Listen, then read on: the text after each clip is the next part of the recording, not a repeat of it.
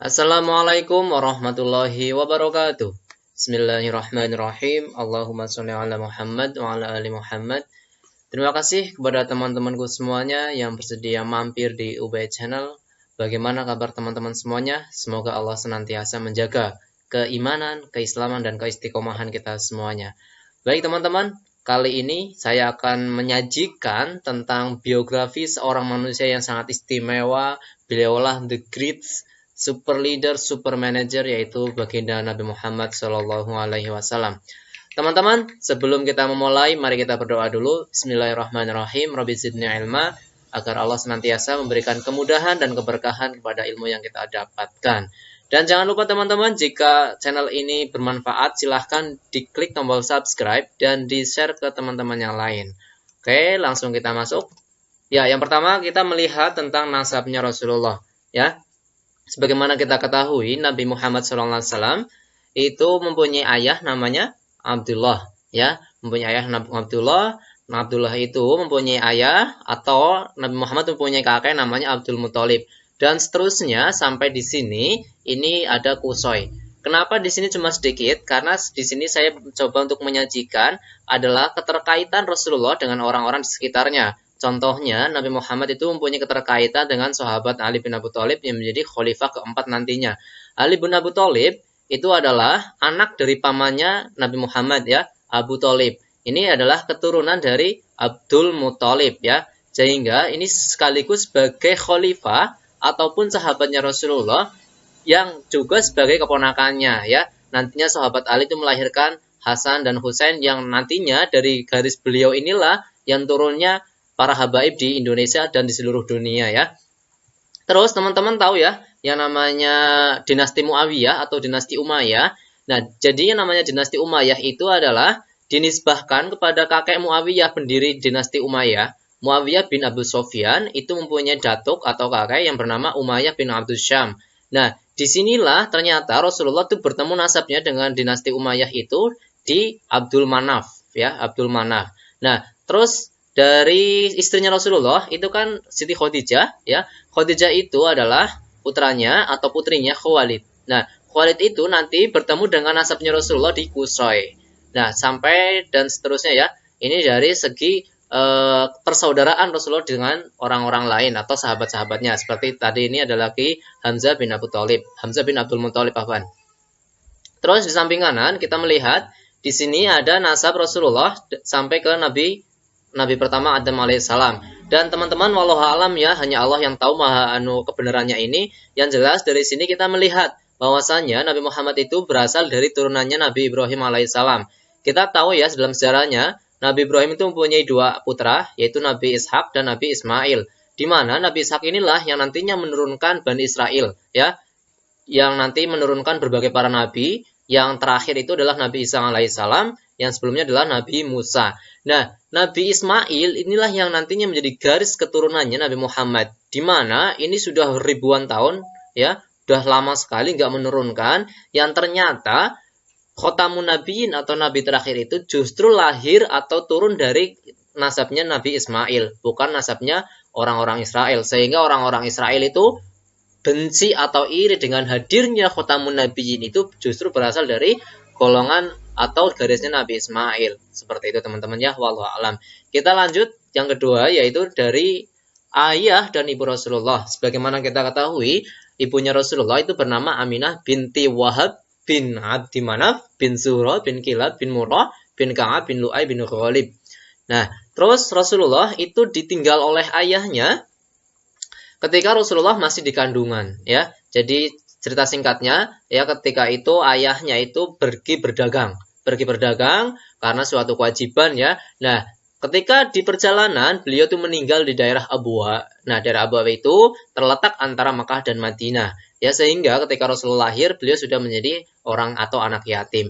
Nah, terus ibunya Rasulullah itu meninggal dunia ketika Rasulullah berusia 6 tahun. Ada juga yang mengatakan 4 tahun, ya. Nah, terus di sini juga ada kakeknya meninggal ketika Rasulullah itu berusia 8 tahun. Ketika Rasulullah berusia 8 tahun. Terus ada juga setelah ibunya meninggal, Rasulullah diasuh oleh kakeknya. Setelah kakeknya meninggal, Rasulullah diasuh oleh pamannya. Abu Thalib. Nah, pamannya Abu Thalib dan istrinya Khadijah itu nanti meninggal di Amul Huzni, yaitu tahun kesedihan, di mana 10 tahun setelah kenabian Rasulullah itu ditinggal oleh dua orang yang sangat dicintainya. Disebut tahun Amul Huzni. Dan lebih menyedihkan lagi, tahun itu adalah tahun di mana Rasulullah diboikot oleh kaum kafir Quraisy. Seperti itu ya. Lanjut, kita tentang kelahirannya Rasulullah. Nah, Rasulullah, sebagaimana kita ketahui yang biasa umumnya adalah Rasulullah lahir pada hari Senin, tanggal 12 Rabiul Awal, tahun Gajah. Ya teman-teman, di sini terjadi ikhtilaf atau perbedaan pendapat. Ada yang mengatakan lahir pada tanggal 9 Rabiul Awal, ada yang mengatakan 12 Rabiul Awal, dan seterusnya. Dan yang jelas, insya Allah hari Senin lah lahirnya Rasulullah. Dan terus, ini pada tahun Gajah. Tahun Gajah itu di mana ada seorang raja Abroha, ya, itu penguasa Habasyah, itu dengan pasukannya bergajah, berniat untuk menghancurkan Ka'bah, tapi gagal. Nah, itu terjadi 53 tahun sebelum hijrah. Nah, ini Rasulullah itu lahir pada tahun Gajah. Di sini juga perbedaan pendapat. Ada yang mengatakan Rasulullah itu lahirnya sebelum kejadian tahun Gajah. Ada juga yang mengatakan yang setelah tahun Gajah. Seperti itu. Nah, bukti-bukti Rasulullah itu adalah kemuliaan ya, atau Rasulullah adalah makhluk yang paling spesial.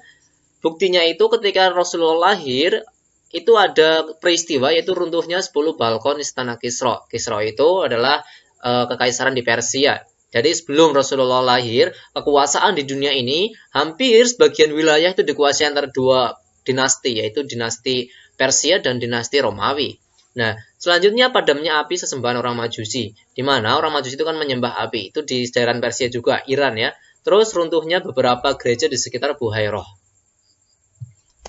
Selanjutnya teman-teman tentang penyusuan Rasulullah ya. Jadi sebagaimana kita ketahui, Rasulullah setelah lahir dari ibunya Aminah, ternyata beliau disusui oleh orang lain yang terkenal itu adalah Halimatus Sa'diyah. Nah, ternyata Rasulullah itu disusui tidak hanya oleh Halimatus Sa'diyah. Ada juga sebelumnya Rasulullah itu disusui oleh Suwaibah, Ummu Aiman, Barakah Al-Habsyah, dan terakhir adalah Halimatus Sa'diyah yang memang beliau adalah paling lama dalam penyusuannya. Nah, menurut Dr. Yasir Qodhi itu ada alasan kenapa zaman dahulu atau Rasulullah itu disusui oleh orang lain. Ya, teman-teman, di sini ada alasannya. Yang pertama yaitu mereka, orang-orang Arab, orang-orang Mekah, ingin sang anak dibesarkan di lingkungan yang sehat dan alami. Karena kan yang namanya Mekah itu adalah bisa dibilang posisi di perkotaan. Sehingga mereka ingin tuh anak-anaknya hidup di daerah yang bersih, ya sehat. Yang kedua, mereka ingin membangun stamina anak dan mendidik dengan kerasnya hidup di padang pasir. Karena rombongan penyusuan itu ada di pedalaman, ya, atau dengan disebut bahasa sekarang adalah kaum urban, ya. Nah, atau juga dengan suku Baduy. Nah, jadi di pedalaman itulah mereka hidup dengan keras sehingga akan membangun stamina anak. Terus yang ketiga adalah tumbuh di padang pasir itu jauh dari keluarga akan menjauhkan anak dari kemanjaan. Sehingga anak-anak kaum pedalaman itu mandiri ya, atau jauh dari kemanjaan. Nah, inginnya orang-orang kota Mekah itu anaknya seperti itu. Terus yang paling istimewa ini nomor 4. Para perempuan yang menyusui anak berasal dari suku yang paling memiliki ketinggian bahasa Arab. Yang paling terkenal adalah suku dari Banu Sa'ad Ibnu Bakr. Suku inilah yang merawat Nabi Muhammad SAW. Jadi Halimatus Sa'diyah itu berasal dari suku ini yang mempunyai ketinggian bahasa Arab. Karena orang-orang pedalaman itu justru yang paling menjaga orisinalitas dari bahasa Arab. Sebagaimana kita ketahui sekarang, yang namanya bahasa Arab itu sudah mengalami banyak perubahan, terutama di bahasa yang di daerah perkotaan. Oke, selanjutnya yaitu tentang nama-nama Rasulullah, ya. Jadi Rasulullah itu mempunyai berbagai nama, ya. Nah, insya Allah ini yang sahih ya. Yang pertama yaitu nama Muhammad, jelas. Terus nama Ahmad, jelas di Quran ini ya. Nah, terus selain itu di hadis itu ada nama lain dari Rasulullah yaitu Al-Mahi, Al-Nashir, Al-Aqib, terus Al-Muqafi, dan seterusnya sampai ada julukannya nih. Rasulullah mempunyai julukan Asy-Syahid, Al-Mubashir, An-Nadhir, Ad-Darai, Al-Sirajul Munir, dan yang terakhir adalah Khotamun Nabiyyin. Nah, yang terakhir adalah julukannya Rasulullah atau sifatnya Rasulullah. Terus selanjutnya yaitu tentang masa kecil Rasulullah. Ya, jadi Nabi Muhammad SAW itu ternyata pernah, ya sini normal ya sebagai anak kecil gitu ya, pernah menggigit Syaimah. saudara sepersusuannya ketika menyusu di Halimatus Sa'diyah.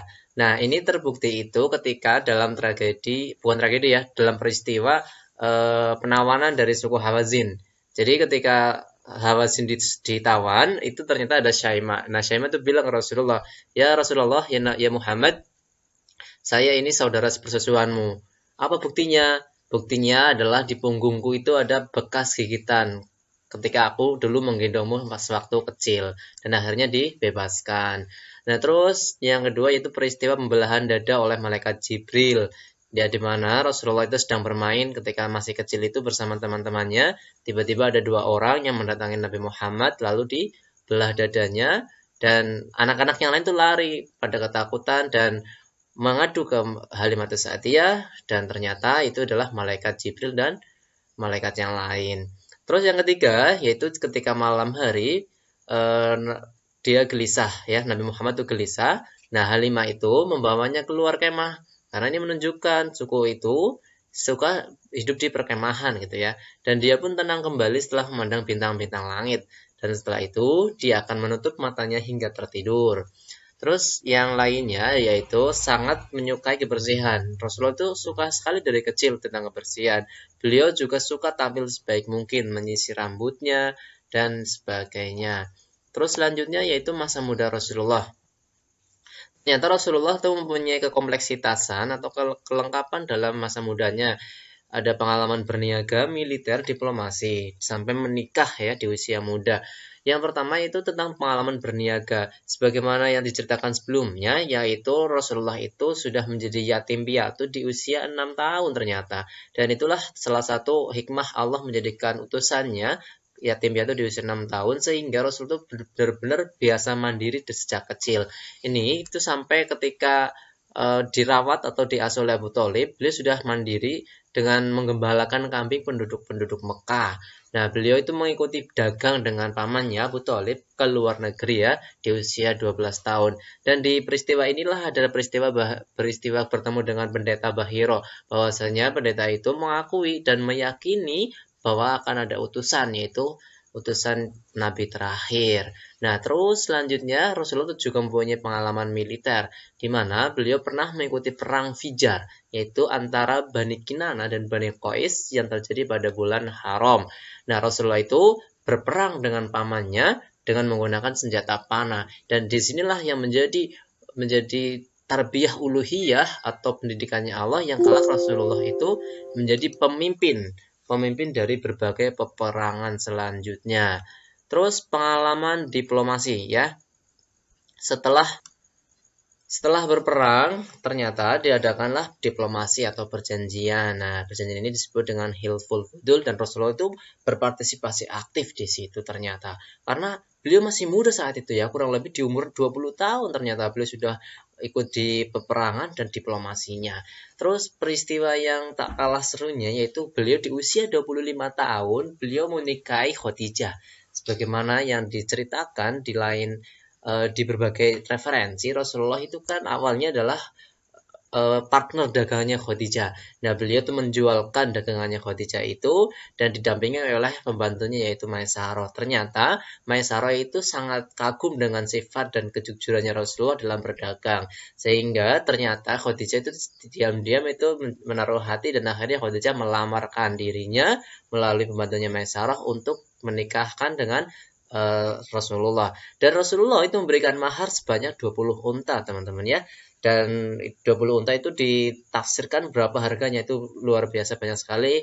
Ini standarnya mungkin ini beberapa tahun yang lalu ya 15 juta. Nah, bayangkan teman-teman di total itu 300 juta ini baru maharnya, belum biaya yang lain. Ini menunjukkan Rasulullah adalah pemuda yang kaya raya ya. Selain sebagai utusan juga kaya raya. Dan ini sebagai bukti juga Rasul itu benar-benar menghargai seorang wanita ya. Terus selanjutnya ini kita membahas tentang kondisi Mekah sebelum kenabian. Sebagaimana diceritakan ya, yang namanya Nabi Muhammad itu lahir di Mekah dan sebelum di Mekah itu sudah ada peradaban ya, itu peradaban Arab biasanya ya. Nah, sebenarnya mulanya Mekah itu adalah tempat agama Nabi Ibrahim. Nah, Nabi Ibrahim itu kan diutus oleh Allah dengan meletakkan Nabi Ismail di Arab. atau di Mekah itu tepatnya ya. Dan dari situlah nantinya dari Nabi Ismail lah turun temurun sampai Nabi Muhammad. Nah, mulanya Mekah itu tempat agama Nabi Ibrahim, yaitu mengesahkan Allah. Nah, akan tetapi yang pertama melakukan syirik atau menyekutukan Allah itu adalah Amr bin Luhai, nenek moyang Bani Khuza'ah.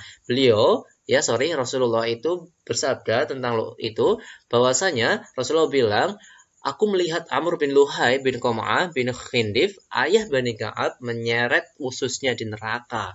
Karena dari situlah nantinya turun-temurun orang banyak sekali yang menyekutukan Allah dengan mencampur adukan sesembahan. Yang menyembah Allah, ya ada yang menyembah Allah, dan ada juga yang banyak sekali menyembah berhala.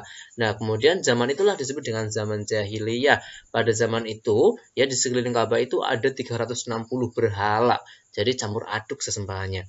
Terus sebenarnya jahiliyah itu bukan berarti bodoh ya secara denotatif atau secara makna sebenarnya, karena kebudayaan dan sastra mereka juga maju ya, terutama di pasar Ugash ya, itu maju sekali syairnya, walaupun tidak semaju atau seterpelajar kebudayaan Romawi atau Yunani, karena saat itu beberapa peradaban yang mengelilingi Arab itu ada peradaban Romawi, peradaban Persia, peradaban Cina, dan seterusnya. Terus intelektual mereka tuh nantinya juga intrik politiknya bagus sekali, karena nantinya akan banyak sekali suku-suku di Arab itu ya, sehingga butuh namanya intrik politik gitu. Tapi bodoh dalam hal ma'rifatullah, yaitu mengetahui ketuhanan. Ini diabadikan di surah 53 ayat 19 sama 22. Ya, bisa dibaca sendiri ya. Terus selanjutnya tentang proses pengutusan, di mana Rasulullah itu ketika mengetahui peradaban atau kondisi masyarakatnya itu banyak sekali yang menyimpang menyembah berhala, Rasulullah memutuskan untuk bertahanus atau beruzlah di Gua Hiro menyendiri ya. Dan ternyata beliau akhirnya dipilih oleh Allah untuk menjadi Rasul. Nah, itu terjadi di tanggal 17 Ramadan di 13 sebelum Hijrah atau 610 Masehi. Nah, ketika Rasulullah bertahanus, beliau tuh genap berusia 40 tahun. Nah, Gua Hiro itu terletak di sebelah utara kota Mekah. Ketika itu, malaikat Jibril mendatangi Rasulullah dan menyampaikan wahyu yang pertama itu surah Al-Alaq ayat 1-5, Iqra. Rasulullah tidak bisa menjawab, artinya bacalah. Nah, Rasulullah hanya menjawab dengan ma ana biqari, saya tidak bisa membaca. Berkali-kali akhirnya Rasulullah diberikan wahyu surah Al-Alaq 1-5. Setelah itu turun juga surah Al-Mudaththir 1-7 agar Nabi menyiarkan ajaran Islam kepada umat manusia. Dan dari ayat inilah, surah atau wahyu inilah, Rasulullah itu diperintahkan untuk berdakwah secara sembunyi-sembunyi ya. Dan Rasulullah berdakwah di Mekah selama 10 tahun atau periode Mekah. Terus selanjutnya, dakwah Rasulullah. Dakwah Rasulullah itu ada dua, yaitu dakwah sembunyi-sembunyi dan dakwah terang-terangan. Dakwah sembunyi Rasulullah itu selama 3 atau 4 tahun. Ini tadi ya di surah Al-Mudaththir 1-7. Dan ketika beliau dakwah secara sembunyi-sembunyi, diterimalah oleh beberapa orang terdekat yang disebut dengan as-sabiqunal awalun, atau orang-orang yang pertama kali masuk Islam. Terus yang selanjutnya adalah dakwah terang-terangan. Ini dari perintah Allah di surah Al-Hijr ayat 94. Fasda' bima tu'maru wa'arib 'anil musyrikin. Maka sampaikanlah olehmu secara terang-terangan segala apa yang diperintahkan kepadamu dan berpalinglah dari orang-orang musyrik. Nah, Rasulullah saat itu juga Rasulullah langsung ke Bukit Sofa. Beliau bersabda kepada orang-orang kafir Quraisy bahwa tidaklah aku diutus oleh Allah melainkan untuk mengajak mereka menyembah Allah dan meninggalkan berhala. Tapi ternyata ditolak juga teman-teman ya. Dan gak cuma itu, di kedua kalinya Rasulullah mengumpulkan keluarga-keluarganya di Bukit Sofa lagi. Waktu itu diikuti oleh 40 orang termasuk Abu Lahab.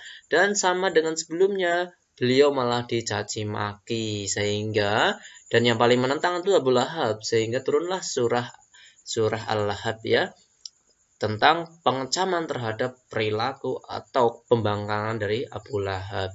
Selanjutnya tentang as-sabiqunal awalun teman-teman, yaitu orang yang atau pemeluk Islam pertama. Dari wanita itu ada istri Rasulullah, yaitu Khadijah binti Khuwailid. Terus yang kedua dari Zaid bin Harithah, yaitu bekas budak yang dibebaskan oleh Rasulullah. Nah, terus dari anak-anak itu ada Ali bin Abi Thalib atau sepupunya juga. Terus ada sahabat Abu Bakar As-Siddiq. Nah, inilah sahabat karib beliau. Nah, terus sahabat Abu Bakar ini tuh suka sekali mengajak orang-orang lain untuk mengikuti Islam. Sehingga sahabat Abu Bakar tuh mengajak temannya, yaitu sahabat Utsman bin Affan, Zubair bin Awan, Abdurrahman bin Auf, Sa'ad bin Abi Waqqas, Talha bin Abu Ubaidillah, dan terakhir, yang gak terakhir sebenarnya itu banyak ya yang namanya Asbiqunal Awalun. Bahkan seorang ulama mengatakan lebih dari 40 orang yang Asbiqunal Awalun. Nah, yang ini ada dari golongan budak juga, Bilal bin Rabah, yang nantinya akan dibebaskan oleh sahabat Abu Bakar dimerdekakan. Terus selanjutnya tentang peristiwa hijrah. Ternyata Rasulullah itu di zaman Rasulullah itu hijrah 3 kali. Yang pertama yaitu hijrah ke Habasyah, Ethiopia, kurang lebih di usia atau di waktu 7 tahun setelah pengutusannya. Terus hijrah ke Taif, dan yang terakhir adalah hijrah ke Madinah. Nah, hijrah ke Madinah itu diikuti oleh banyak sahabat-sahabat karena itu sudah menjadi perintah hijrah, yaitu terjadi di bulan Safar tanggal 28. Rasulullah itu keluar rumah dengan sahabat-sahabatnya, dan beliau itu keluarnya dengan sahabat Abu Bakar ya. Nah, beliau itu bersembunyi di Gua Tur. Nah, ini di sini ada peristiwa juga bahwasanya orang kafir Quraisy itu mengejar-ngejar beliau bersembunyi di Gua Tur, dan ada kejadian bahwa Rasulullah itu nantinya akan malah tidur di pangkuannya sahabat Abu Bakar, dan sahabat Abu Bakar itu menjaga beliau sampai beliau tidak menyerahkan dirinya untuk menjaga beliau terus gitu ya. Terus di bulan Rabiul Awal, tanggal 8 Rabiul Awal, beliau sampai di Kuba. Nah, di sinilah didirikanlah Masjid Kuba. Terus tanggal 12 Rabiul Awal beliau sampai di Madinah dan disambut dengan apa itu? Sholawat ya, Tola'al Badru Alaina. Terus selanjutnya tentang peperangan Rasulullah. Nah, menurut ulama yang masyhur itu Rasulullah mengikuti peperangan sejumlah 25 atau 27 kali peperangan yang terjadi pertempuran. Jadi nggak semua peperangan ini terjadi pertempuran ya. Nah, yang terjadi pertempuran itu ada 9, yaitu perang Badar, sebagaimana yang kita ketahui adalah perang pertamanya, yaitu di Sumur Badar.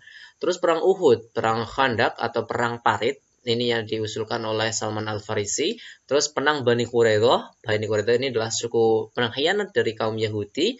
Dan perang Bani Mustaliq, Khaybar, Fathu Mekah atau penaklukan Mekah. Terus perang Hunain dan perang Taif. Dan ada juga yang mengatakan perang itu juga yang terjadi pertama adalah perang di Wadil Qura, Al-Ghabah dan Bani Nadir. Selanjutnya yaitu tentang keturunan Rasulullah. Nah, sebagaimana kita ketahui Rasulullah mempunyai putra-putri yang berjumlah 7. Nah, putranya itu bernama Al-Qasim. Beliau lahir di Mekah dan meninggal di usia 2 tahun di Mekah juga sebelum kenabian. Nomor 2 yaitu Abdullah dan Ibrahim, dilahirkan dan wafat di Madinah 10 Hijrah pada usia 17 atau 18 bulan. Terus selanjutnya di kalangan putrinya, beliau mempunyai putri bernama Zainab yang nantinya itu menikah dengan Abul As bin Rabai. Terus ada juga Fatimah Zahra menikah dengan Ali bin Abi Thalib yang nantinya akan menurunkan Hasan Hussein dan para habaib. Terus selanjutnya yaitu Ruqayyah menikah dengan Utsman bin Affan, dan Ruqayyah itu meninggal. Nah, setelah meninggal beliau atau Utsman bin Affan menikah dengan adiknya yaitu Ummu Kulsum. Sehingga Utsman bin Affan itu dijuluki dengan Dzunurain ya. Nah, kalau urutannya putra-putri Rasulullah urutannya adalah yang pertama adalah Qasim, Zainab, Ruqayyah, Fatimah, Ummu Kulsum, Abdullah, dan Ibrahim. Dan 6 ini semuanya adalah putra-putrinya dari istri Khadijah.